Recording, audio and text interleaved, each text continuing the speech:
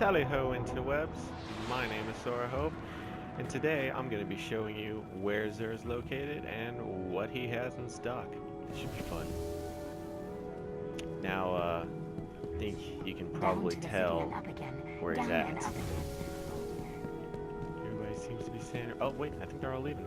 Oh, shit. Yeah. Okay. Next is So the Zer is hospital over plan here next to 32. the Crucible guys.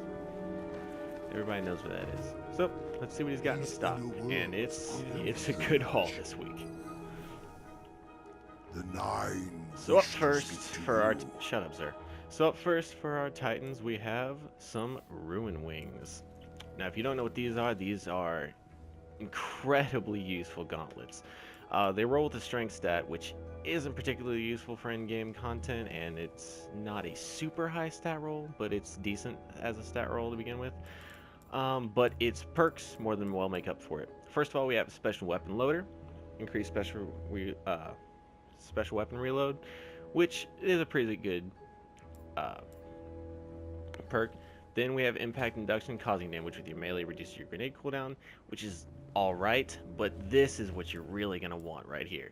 Seeds of Ruin.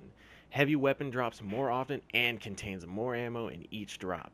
This can be kind of random for its procs, but trust me, this far outweighs anything else pretty much that you can get with a Titan exotic, except for very select situations, and if you happen to have the armamentarium, that might be better for some other situations. But these, hands down, are going to be best for most raid encounters and nightfalls and stuff, because more heavy ammo you have, the more damage you're going to do, and you are just going to be a beast. Next up, we have Achlyophage Symbiote for our hunters. It rolls with a discipline, and it's a very, very low stat roll this week. So if you don't have one, if you absolutely need it, I would pick it up because it's a low stat roll. I wouldn't recommend it, but if you absolutely need an exotic, this is one of the best ones you can get for a hunter. It comes with Fastball, increased grenade throw distance, which isn't too good. It also comes with Ashes to Asset, replenish super energy when you kill an enemy with a grenade, which is alright. But what you really want here, again, is the Last Man Standing.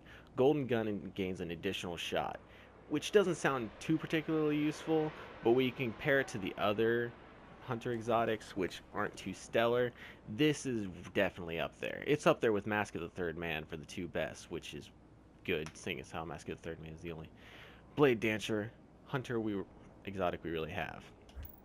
Again, not a very high stat roll, so if you can hold off on it, I would. Next, we have Obsidian Mind, which is hands down the best Warlock exotic. I actually have one of these. It runs with both Intellect and Strength, with a decent stat roll on both of these. I believe their tops right this week are 71 and 66, so those are actually pretty good, especially since it's two different stats.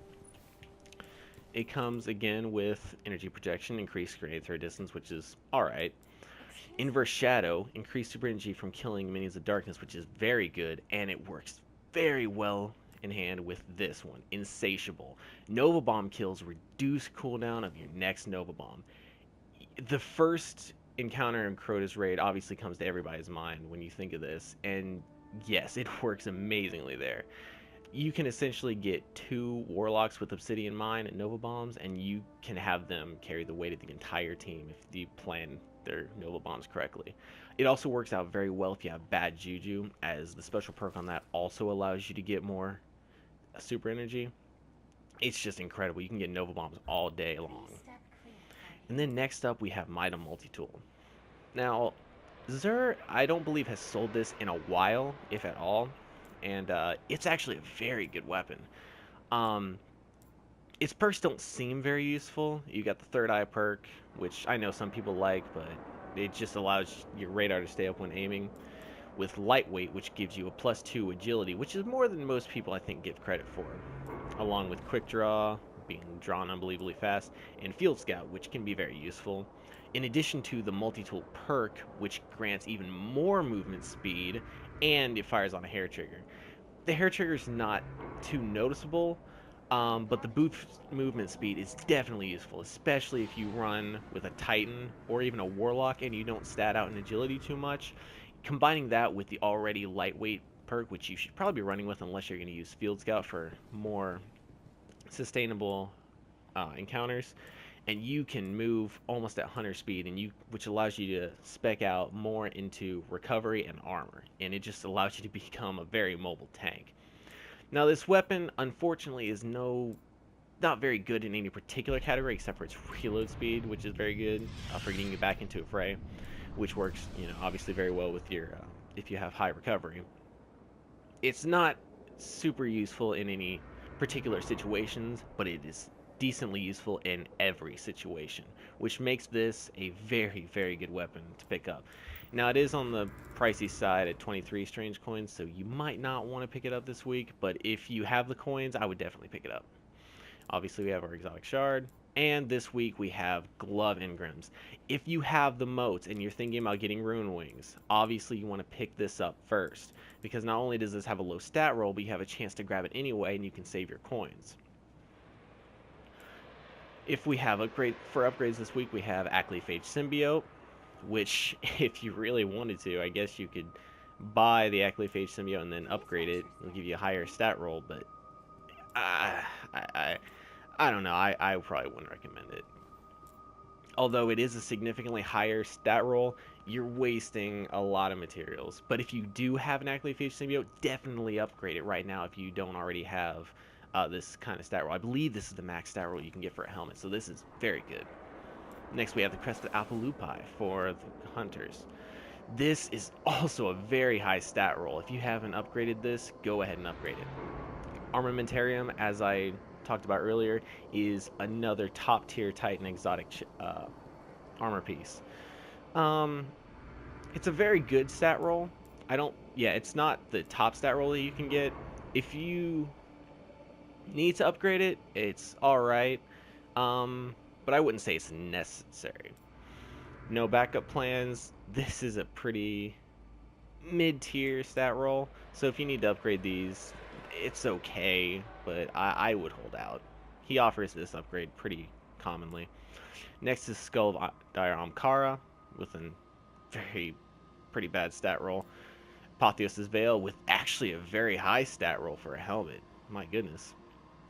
If you need to upgrade this, I would upgrade this immediately. This is a very, very high stat roll.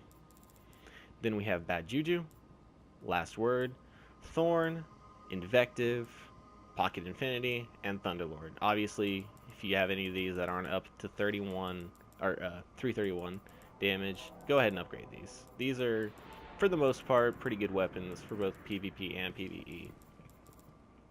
Then we have Pulse Rifle Telemetry, Hand Cannon Telemetry, Fusion Rifle Telemetry, Plasma Drive, Emerald Coil, and our Heavy Ammo Synthesis.